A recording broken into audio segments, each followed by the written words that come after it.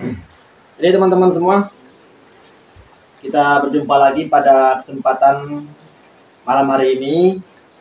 Masih dengan saya Bang Edi di channel Yuka Auto. Assalamualaikum warahmatullahi wabarakatuh. Pada kesempatan perjumpaan kali ini, saya akan menjawab atau merespon sebuah pertanyaan dari rekan kita di channel YouTube. Bunyi pertanyaannya adalah, gimana cara melatih derkuku di sangkar layang? Ya teman-teman ya. Nama yang bertanya adalah Aming 2022 atau 2022. Baik, untuk Bang Aming, sesuai request akan saya jawab cara melatih tekukur atau derkuku di sangkar layang.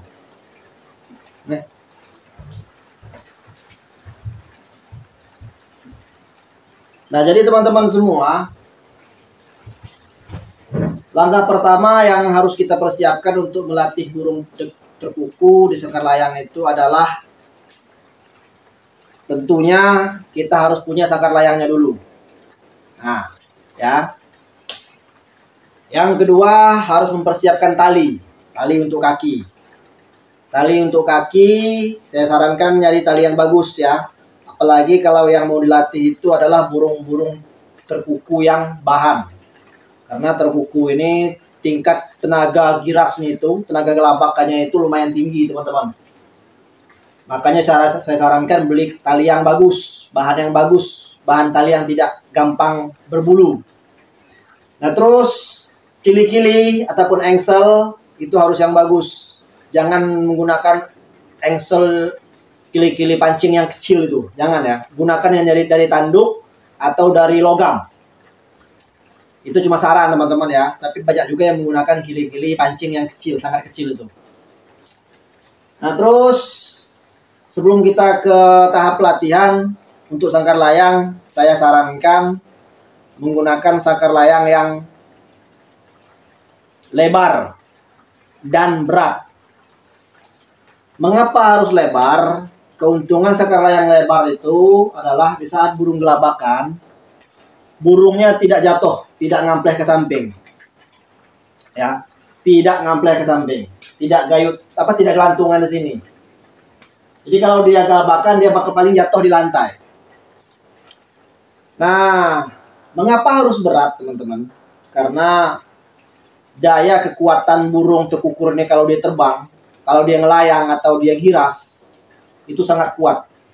Kalau sangkar layangnya itu ringan atau enteng, itu akan bergoncang parah ke kiri ke kanan, bahkan mutar. Nah, yang berbahaya itu teman-teman, dia lepas dari tempat penggantungan. Itu sangat berbahaya. Lepas dari tempat penggantungan. Coba mungkin kamera akan saya mundurkan sedikit biar kelihatan ya semua ya, tempat penggantungannya juga.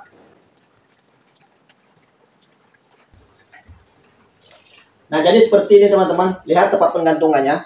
Jadi kalau sangkar layang itu ringan, enteng, di saat dia gelabakan bergoncang, dia akan lepas dari paku, tempat menggantung, atau tali, terus jatuh, menimpa burung dan burungnya mati, atau dia trauma berat, atau cacat.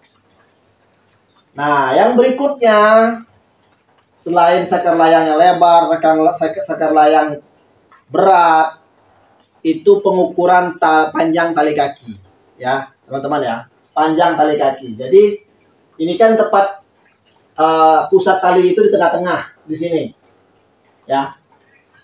Nah jadi kita ukur secukupnya saja panjangnya, jangan terlalu panjang. Jadi yang penting kira-kira paruh burung ini bisa sampai ke tempat minum dan tempat makan teman-teman ya. Jadi itu yang paling penting, jangan terlalu panjang. Karena walaupun dia lebarnya 1 meter, sangkar layangnya, kalau talinya juga terlalu panjang, tetap akan gelantung di saat digelabakan. Kecuali ada burung-burung bahan terkuku tertentu, di saat dia gelabakan, dia tidak ngampleh, tidak turun.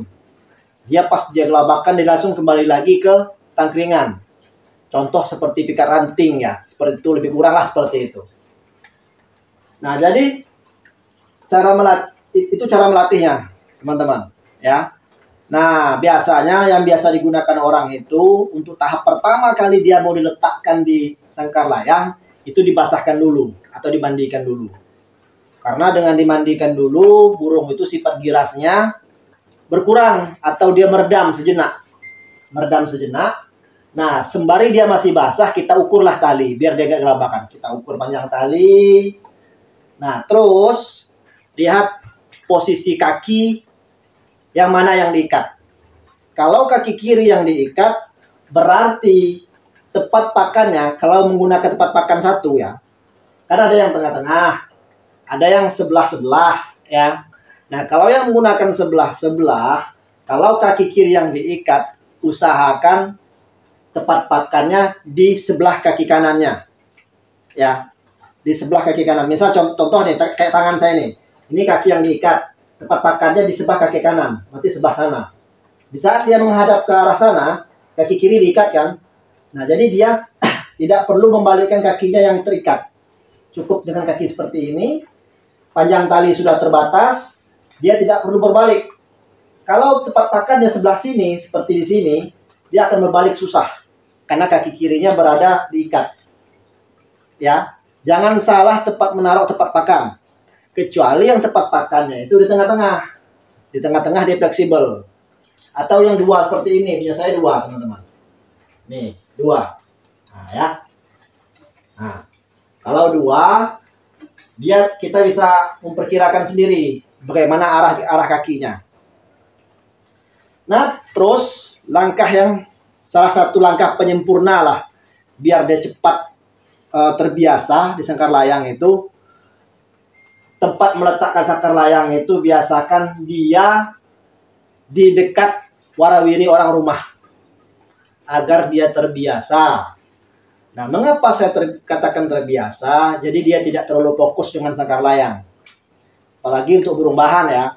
Jadi kalau kita gantung di dekat warawiri orang rumah seperti ini kan dekat ini. Di dekat mondar-mandir. Dari ruang tamu ke ruang dalam. Dan tingginya pun jangan terlalu tinggi. Lihat. Tinggi saya 171. Segini. Karena pas juga pelapor rumah ini pendek. Rumah panggung ya. Namanya rumah adat Lampung. Nah, jadi kalau kita letakkan di dekat keramaian, dia lebih fokus penyesuaian terhadap keramaian. Jadi untuk fokus ke sangkar layangnya dia agak kurang. Nah, itulah yang membuat dia perlahan-lahan akan terbiasa. Teman-teman ya. Nah, itulah cara pelatihan burung untuk kukur dan sangkar layang. Atau kalau kita mau press gerakannya, walaupun agak kasihan, tapi biasanya cara ini lumayan cepat menggunakan sangkar layang yang kecil. Ya, saya ambil dulu contohnya. Saya punya burung bahan sejenak. Nah, ini teman-teman bisa dilihat langsung. Sangkar layang ini kecil dan ringan. Mungkin kebalikan dari teori yang pertama tadi, lebar dan berat. Mengapa dia kecil dan mengapa dia ringan? Kalau dia kecil, ruang geraknya terbatas. Lihat. Di saat dia gelabakan seperti ini, tenaga gelabaknya itu nggak seberapa kuat.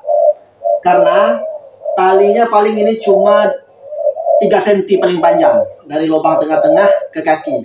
Jadi ruang geraknya itu bermain itu kurang. Itu yang salah satu cara untuk mempercepat dia jinak karena ruang geraknya terbatas. Nah, kalau dia kecil seperti ini, teman-teman, ya, kalau dia kecil seperti ini, berhubung ruang geraknya terbatas dan tenaga girasnya tidak terlalu kuat, tidak apa-apa kalau menggunakan yang ringan. Ya. Yang membuat sangkar layang itu bisa bermain seperti ini, bisa bergoyang koceng kuat, karena dia terbang ke bawah sama dia. Karena tali kakinya panjang dan ruang geraknya luas. Contoh misalnya seperti ini, sangkar ini yang di atas. Dia lebar tapi enteng dan tali kakinya panjang. Itu hati-hati, akan digoncang sama dia. Karena dia gelabakan, tenaga tariknya kuat. Kalau dia pendek seperti ini, dia gerak pun susah. Lihat, nah, pendek. Cuma berapa ini ya? 3 cm lah paling panjang ini. Yang penting paruhnya bisa ngambil makan dan bisa minum. Ya, itu cara melatihnya. Ini biasa saya gantungkan di dekat warung kecil ya. Nah itu teman-teman, cara melatihnya seperti itu. Nah, ya,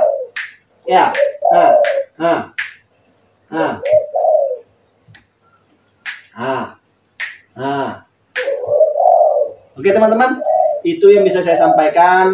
Semoga bermanfaat, semoga berguna, semoga menjadi materi yang baik, yang bagus. Semoga buat menjadi acuan. Dan sekali lagi, mohon maaf buat para senior, para suhu. Mohon ampun, saya bukan menggurui, bukan mengajari, kita hanya berbagi. Terima kasih. Salam satu hobi. Assalamualaikum warahmatullahi wabarakatuh.